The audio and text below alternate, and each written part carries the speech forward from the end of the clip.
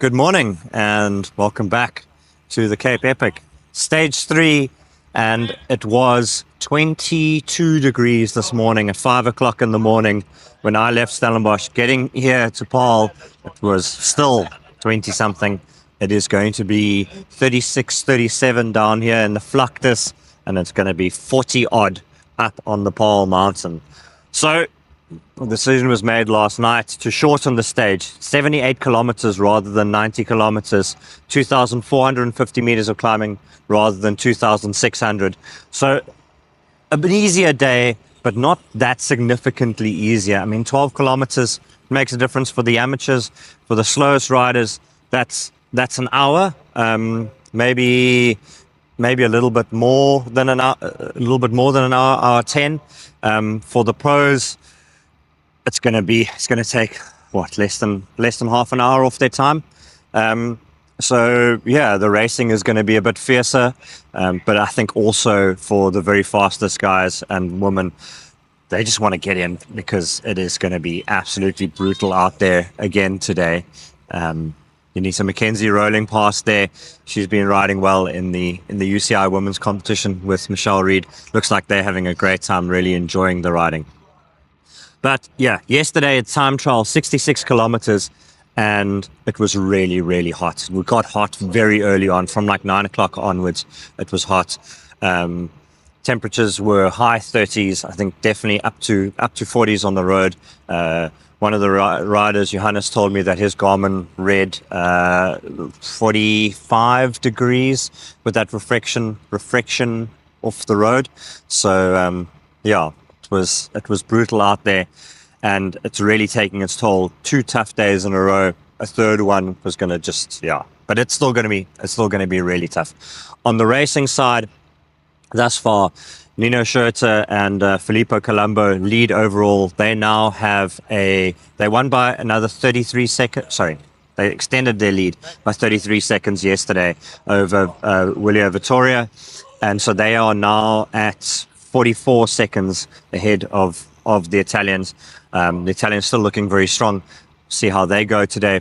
Yesterday's absolute legends, champions, the Buff Megamo team, Wout Alleman, Martin Stosek, they did what Buff have been known to do in the race, ride themselves into form, ride themselves back into momentum. And while I think they're a little bit far off the pace to make a surge for the podium, unless a lot of things go wrong for a lot of people, I think they could be a momentum shifting force in the coming days, and can look to win a couple of stages towards, today, tomorrow, towards the end of the week as well. So that's very cool to see for Buff Megamo, especially after Hansi had to drop out before the race. So it's nice to see them getting some results there.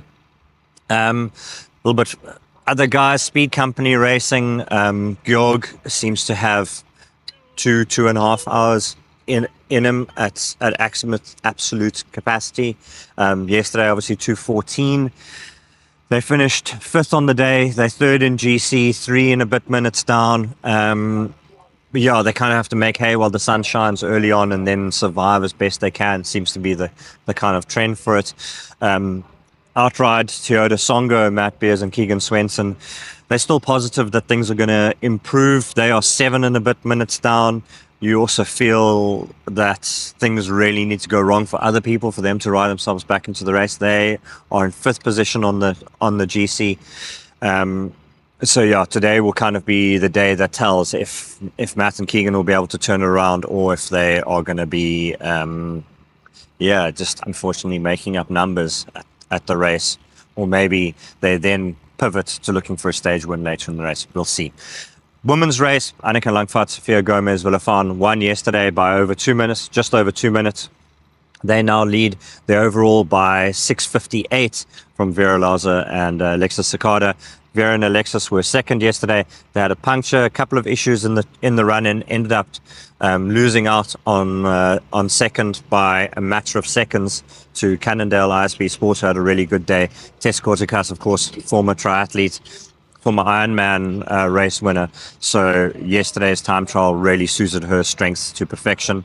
They moved up to third, but the Buff Megamo woman slipped from third to fifth, and Hayley Preen and Bianca Hall. If you haven't been watching their interviews, watch their interviews on the live and in the highlight shows. They've been absolutely brilliant. Yankee is just so much fun. Takes the racing very seriously, but takes the off-the-bike stuff not quite as seriously, which is lekker. Tells the honest story of it. It's very cool. They are fourth. They were fourth yesterday on stage. They're fourth on GC. Yeah, I think there's good potential there for third to fifth, maybe even sixth, to switch around a few more times on the women's race. So that's going to be a subplot to watch in the coming days. Enjoy the racing.